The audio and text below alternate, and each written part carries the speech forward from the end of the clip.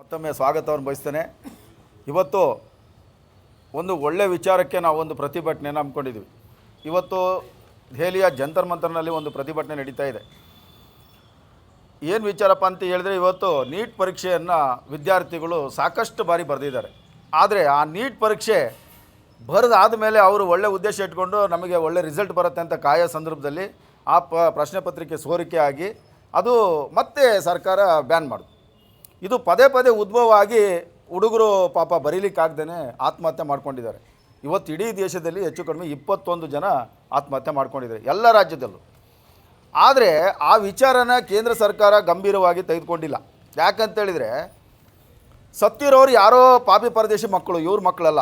ಮತ್ತು BJP, ಬಜರಂಗ ದಳ, ಮತ್ತು RSS, ವಿಶ್ವ ಹಿಂದೂ ಪರಿಷತ್ತು, ಆಮೇಲೆ ಇವತ್ತು ನೋಡ್ಬೋದು ನೀವು, ಇವತ್ತು ಡೆಲ್ಲಿಯಲ್ಲಿ ಮಾತ್ರ ವಿದ್ಯಾರ್ಥಿಗಳು, ಆಮೇಲೆ ಬೆಂಗಳೂರಲ್ಲಿ ಮತ್ತು ನಿನ್ನೆ ಶಿವಮೊಗ್ಗದಲ್ಲಿ ಒಂದು 2-3 ಕಡೆ ಪ್ರತಿಭಟನೆ ಆಗಿದೆ. ಬಿಟ್ಟರೆ ಯಾವೊಬ್ಬ ವಿದ್ಯಾರ್ಥಿನೂ ಬೀದಿಗಿಳಿದಿಲ್ಲ.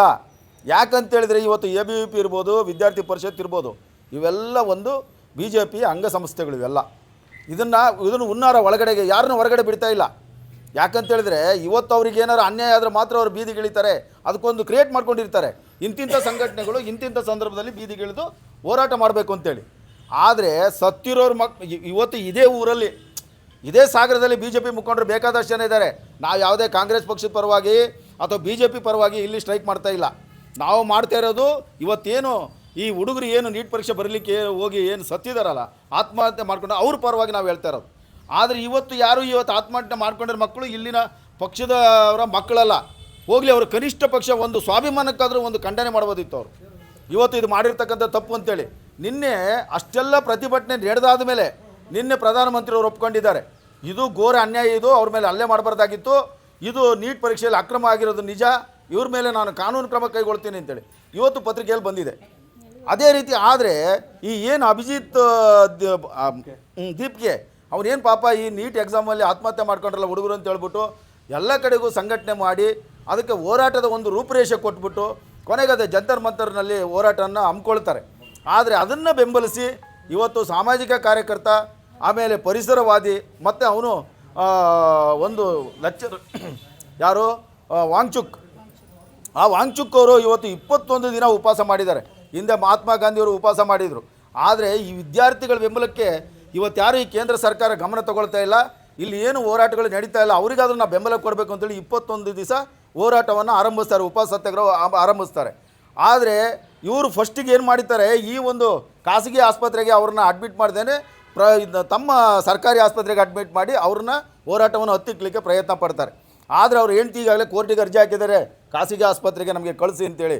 ಆದರೂ ಕೂಡ ಕಣ್ಣ ಮುಚ್ಚಾಲೆ ಆಟ ಆಡ್ತಾ ಇದ್ದಾರೆ. ಆದರೂ ಕೂಡ ನಿನ್ನೆ ನೀವು ನೋಡಿರ್ಬೋದು, ದೆಹಲಿಯಲ್ಲಿ ಇವತ್ತು ಹೋರಾಟ ನಡೀತಿರ್ಬೇಕಾದ್ರೆ ಲೈನಿಗೆ ಒಂದು ಕಟ್ಟೆ ಮೇಲೆ ಸಿವಿಲ್ ಡ್ರೆಸ್ಸಲ್ಲಿ ಹುಡುಗರು ಕೂತಿದ್ದಾರೆ, ಲಾಠಿ ಹಿಡ್ಕೊಂಡು. ಅದ್ರ ಪಕ್ಕಕ್ಕೆ ಪೊಲೀಸರು ಕೂತಿದ್ದಾರೆ. ಆದರೆ ಅದರಲ್ಲಿ ಪೊಲೀಸರು ಯಾರು, ಬೇರೆ ಗುಂಡಗಳು ಯಾರು ಅಂತ ಗೊತ್ತಿಲ್ಲ. ಅವರ ಒಬ್ಬ ಹುಡುಗ ಬರ್ತಿದ್ದಂಗೆ ಇವರಷ್ಟು ಸುತ್ತೋರ್ದು ಹೊಡಿತಾರೆ, ಆಮೇಲೆ ಪೊಲೀಸರು ಹೊಡಿತಾರೆ. ಇದು ಯಾವ ಥರ ಅನ್ಯಾಯ ನೀವು ನೋಡಿರ್ಬೋದು. ಇವತ್ತು ಯೂಟ್ಯೂಬಲ್ಲೆಲ್ಲ ಬಿಟ್ಟಿದ್ದಾರೆ, ಅವರ ಪೂರ್ತಿ ಚಿತ್ರಣನ ಬಿಟ್ಟಿದ್ದಾರೆ. ಇವರು ಪೊಲೀಸ್ನವರು ಅಥವಾ ಗುಂಡಾಗಳು ಅಂತ ಹೇಳ್ಬಿಟ್ಟು. ಏನೂ ಇಲ್ಲ ಅವರಿಗೆ, ಒಂದು ಬ್ಯಾಡ್ಜ್ ಇಲ್ಲ, ಒಂದು ಲೇಬಲ್ ಇಲ್ಲ, ಒಂದು ಶರ್ಟ್ ಇಲ್ಲ, ಯಾವುದೇ ಥರದ್ದಿಲ್ಲ. ಈ ಮಕ್ಕಳನ್ನ ಹೊಡೆದಿದ್ದಾರೆ ಮತ್ತು ಹಲ್ಲೆ ಮಾಡಿದ್ದಾರೆ. ಯಾರು ಪ್ರಶ್ನೆ ಮಾಡೋಕ್ಕೆ ಹೋಗ್ತಿದ್ದಾರೆ ಅವ್ರ ಮೇಲೆ ಹಲ್ಲೆ ನಡೆಸ್ತಿದ್ದಾರೆ. ಇದೇನು ಗುಂಡಾಗಿರಿನ ಇದು? ಲಜ್ಜೆಗೆಟ್ಟ ಒಬ್ಬ ಯೋಗ್ಯತೆ ಇಲ್ಲದ ಒಂದು ಶಿಕ್ಷಣ ಸಚಿವ ಯಾಕೆ ಕೂರಬೇಕಲ್ಲಿ?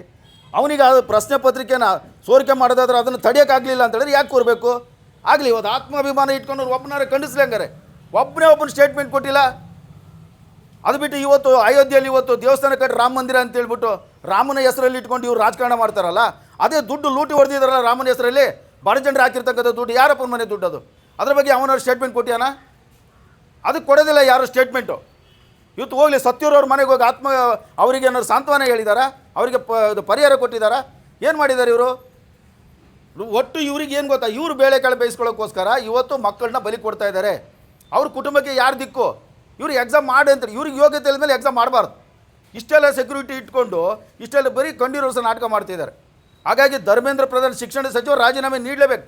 ನಮ್ಮ ಸಮಿತಿಯಿಂದ ನಾವು ಅವ್ರಿಗೆ ಒತ್ತಾಯ ಮಾಡ್ತಾಯಿದ್ದೀವಿ. ಈ ಸಂದರ್ಭದಲ್ಲಿ ಇವತ್ತು ಎಷ್ಟೋ ವಿಚಾರಗಳು ಇವತ್ತು ಬಡ ಜನರ ಮೇಲೆ ದಬ್ಬಾಳಿಕೆ ನಡೀತಾ ಇದೆ. ಇವತ್ತು GST ಇರ್ಬೋದು ರೀ, ಪ್ರತಿಯೊಬ್ಬರು ಕಟ್ತಾ ಇದ್ದಾರೆ. ಅದ್ರ ಬಗ್ಗೆ ಯಾರು ಒಬ್ಬರು ಮಾತಾಡ್ತಾರಾ ಹೇಳಿ ನೋಡೋಣ? ಪೆಟ್ರೋಲ್ ಬೆಲೆ ಜಾಸ್ತಿ ಆಯ್ತು, ಯಾರು ಸ್ಟ್ರೈಕ್ ಮಾಡಿದ್ರಾ? ಯಾರೂ ಇಲ್ಲ.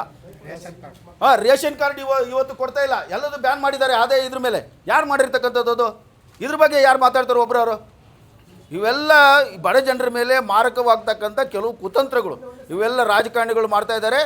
ಇದ್ರ ವಿರುದ್ಧ ನಾವು ದಲಿತ ಸಂಘರ್ಷ ಸಮಿತಿ ಇವತ್ತೇನು ವಿದ್ಯಾರ್ಥಿಗಳು ಆತ್ಮಹತ್ಯೆ ಮಾಡ್ಕೊಂಡಿದ್ದಾರೆ ಅದನ್ನು ನಾವು ಖಡಾಖಂಡಿತವಾಗಿ ಖಂಡಿಸ್ತೀವಿ. ಮತ್ತು ಹಾಗೆಯೇ ಧರ್ಮೇಂದ್ರ ಪ್ರಧಾನ್ ಶಿಕ್ಷಣ ಸಚಿವ ರಾಜೀನಾಮೆ ನೀಡಲೇಬೇಕು. ಅದನ್ನು ಅವ್ರ ಕೈಯಲ್ಲಿ ಮಾಡಲಿಕ್ಕೆ ಸಾಧ್ಯತೆ ಇಲ್ಲ. ಇವತ್ತು ಪ್ರಧಾನಮಂತ್ರಿ ಇವತ್ತು ನೋಡ್ತಾ ಇದ್ದಾರೆ, ಒಂದು ವೇಳೆ ಅವ್ರ ಮಕ್ಕಳು ಕುಟುಂಬದವ್ರು ಯಾರು ಸತ್ತಿದ್ರೆ ಇದೇ ರೀತಿ ಪ್ರತಿಕ್ರಿಯೆ ಕೊಡ್ತಿದ್ರಾ? ಈ ಸಂದರ್ಭದಲ್ಲಿ ನನಗೆ ಮಾತಾಡಲಿಕ್ಕೆ ಅವಕಾಶ